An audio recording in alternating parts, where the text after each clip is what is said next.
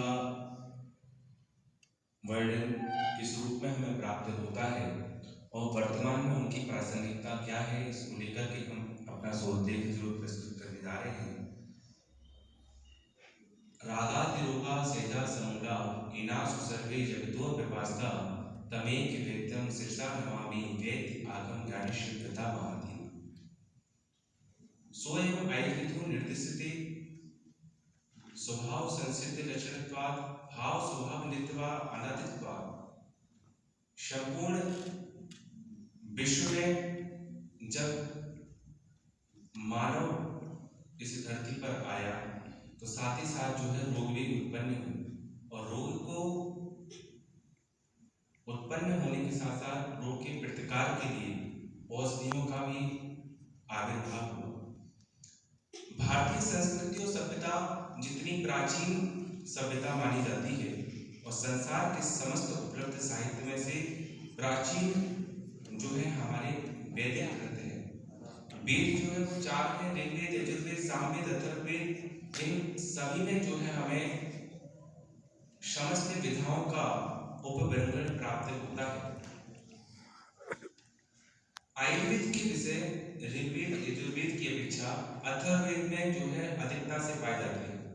चिकित्सा संबंधी साहित्य के अनुशीलन से हमें ज्ञात होता है कि आचार्य चरक ने यहाँ पर बोला है कि अथर्ववेद के प्रति हमारी श्रद्धा है।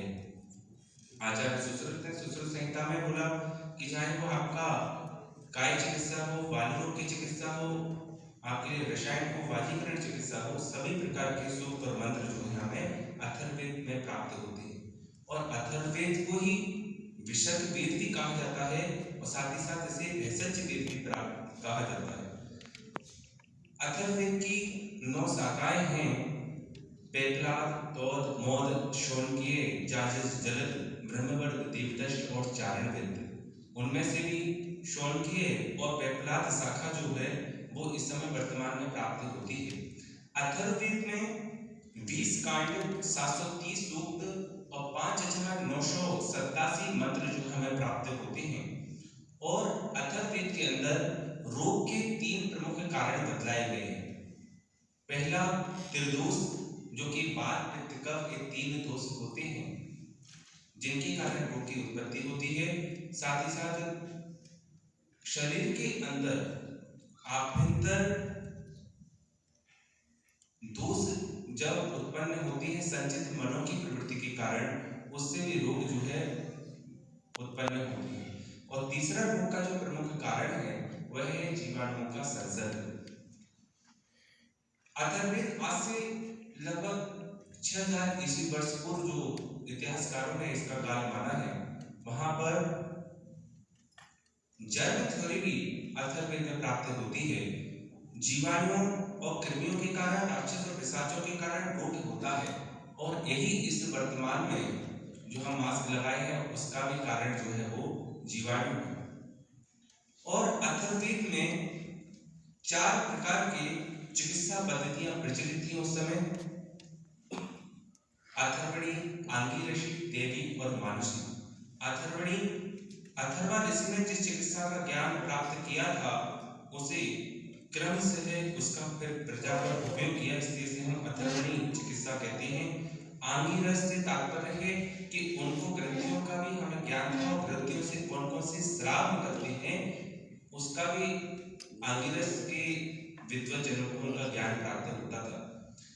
तीसरा जो है देवी चिकित्सा, जो कि प्राकृतिक चिकित्सा जिसे कहते हैं, क्योंकि समस्त विधाओं का मूल तो हमारा वेद है। चाहे वो सूर्य के द्वारा चिकित्सा हो, अग्नि के द्वारा चिकित्सा हो, जल के द्वारा चिकित्सा हो, मेघ के द्वारा चिकित्सा हो, इन सभी के मूल मंत्र जो हमें आयुर्वेद, अथर्ववेद में और वेदों में प्राप्त होते हैं। मानसिक चिकित्सा, जो कि विभिन्न औषधियों को पेश करके उनका कर्म का निर्माण कर रोगियों के रोग को मुक्त करने के लिए किया जाता था। वेदों में न केवल आयुर्वेद के विषय प्राप्त होते हैं बल्कि प्रमुखता से हृदय का भी वर्णन मिलेगा। तो आपके लिए जो वहां पर रक्त परिसंचरण किस प्रकार से होता है, पित्त को मायु शब्द से, श्लेष्म के लिए विलास शब्द का उपयोग किया है, अथर्ववेद में शरीर की रचना संबंधी, क्रिया संबंधी, विकृति विज्ञान संबंधी, चिकित्सा संबंधी सभी प्रकार का ज्ञान जो है प्राप्त होता है। और इस कल्पवल्ली प्रोग्राम में वेद दर्शन, साहित्य, कला और संहिता के साथ साथ अथर्ववेद में आई हुई वनस्पतियों का जो वर्णन प्राप्त होता है।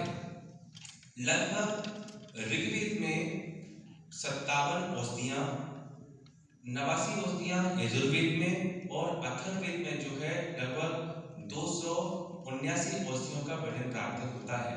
उसमें से आज की प्रासंगिकता में जो प्रमुखता से जो औषधियां हैं, जैसे कि चाहे वो कोरोना के प्रतिबंधन के लिए हो, जन सामान्य के उपयोग के लिए हो, उन 3 वनस्पतियों का वर्णन जो है हम उदाहरण के रूप में है कि शुंठी सबसे पहली औषधि जो है शुंठी है।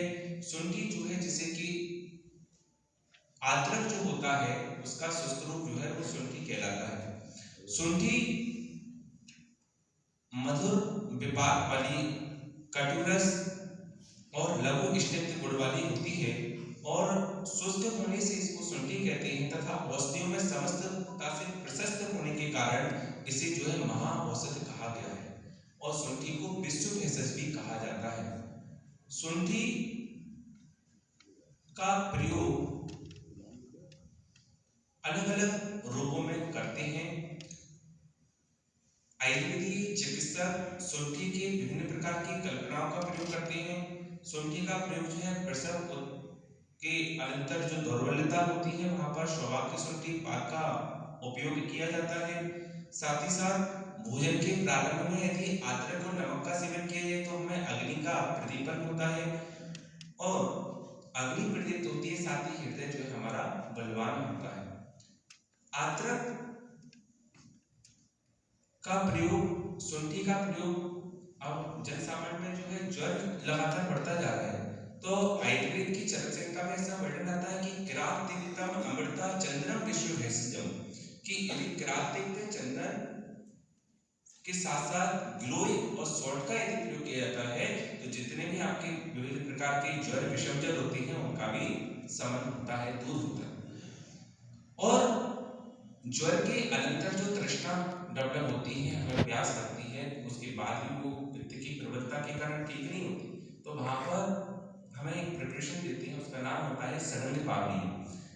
मुस्त परपेटो सीधे चंद्रो दीचे नागरे ही, कि आपके लिए एक 6 औषधियां होती हैं जिसे हम सड़न पानी बोलते हैं।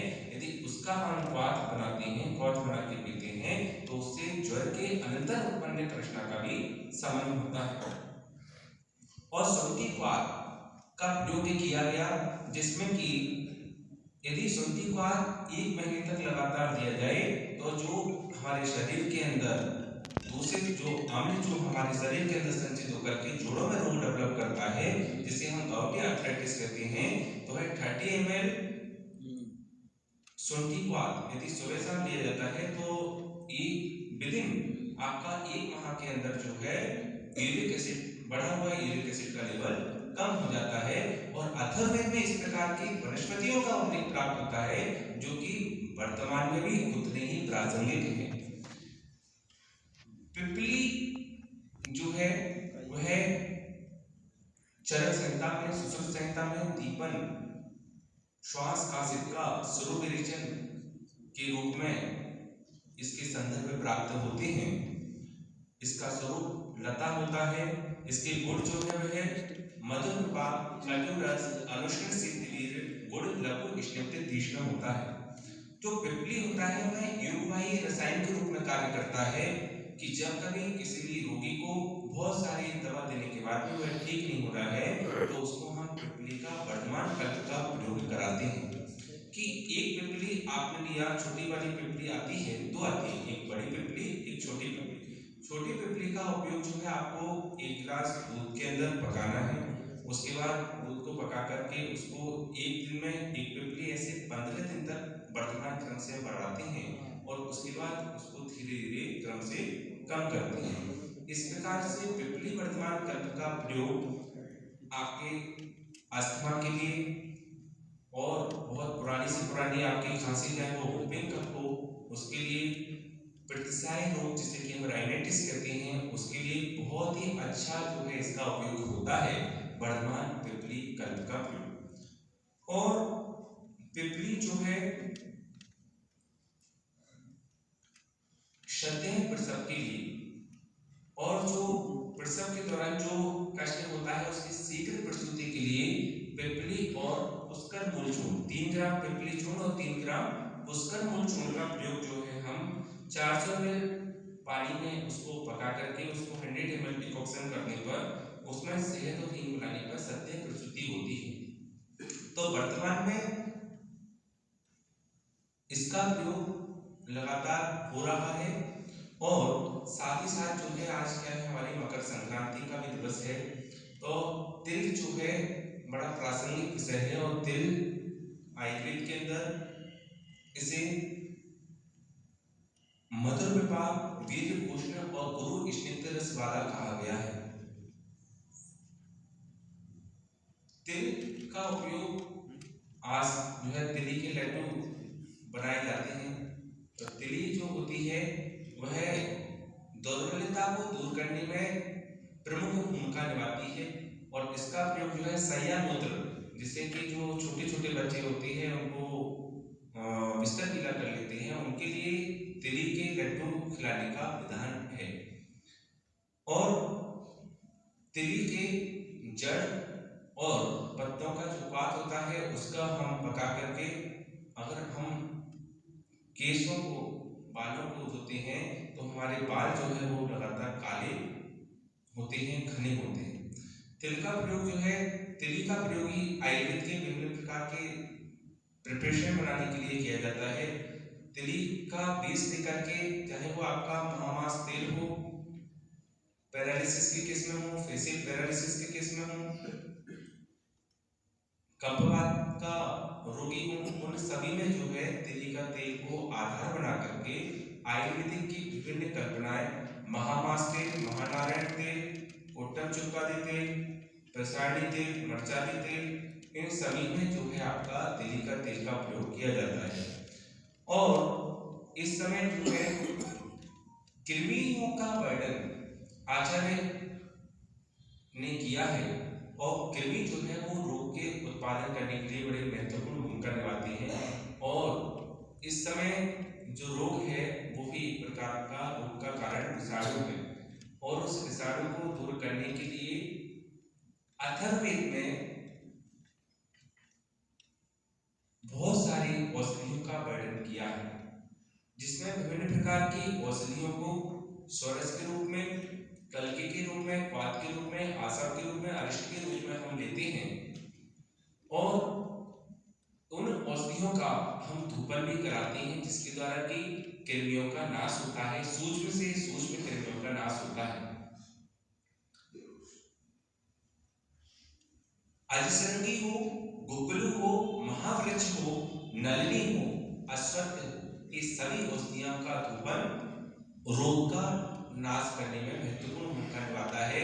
जहां पर कि हम देखते हैं अजसरंगी अर्थात कि बकरे के जो कान होते हैं उसी के समान जो है वनस्पति होती है और उस वनस्पति को एक श्रृंगाकार कोष होता है उसके 3 ग्राम की मात्रा का प्रयोग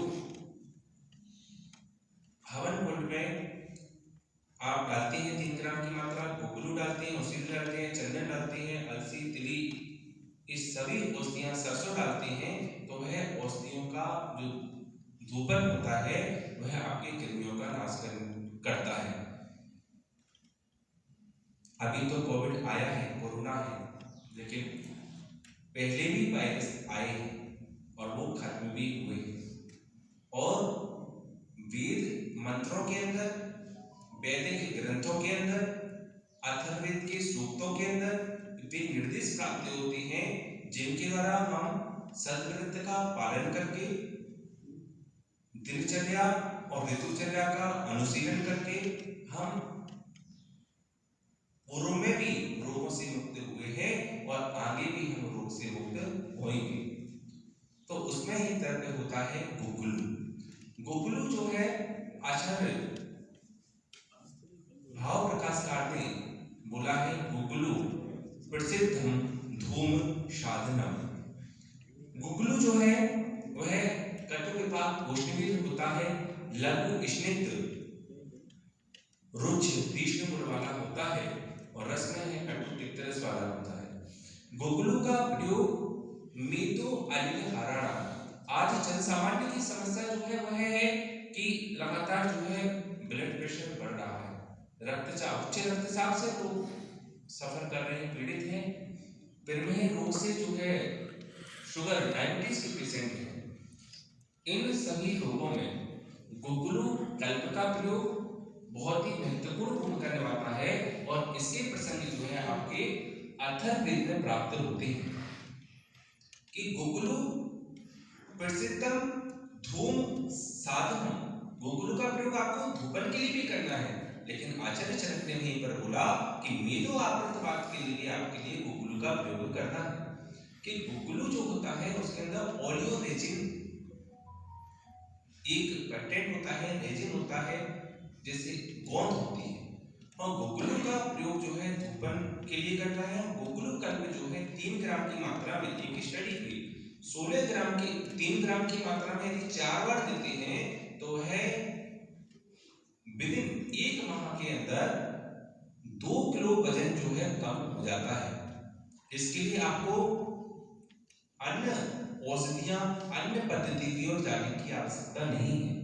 आयुर्वेदिक औषधियां, अथर्ववेद में बताई गई औषधियों का, कल्प का प्रयोग करना, चाहे वो आपका हृदयगत विकार हो, कोरोना हो, टाइफाइड हो, रसायन और वाजीकरण का में औषधियों का प्रयोग हो, बाल रोग चिकित्सा हो, इन सभी के लिए विभिन्न प्रकार की औषधियों का प्रयोग किया जाता है।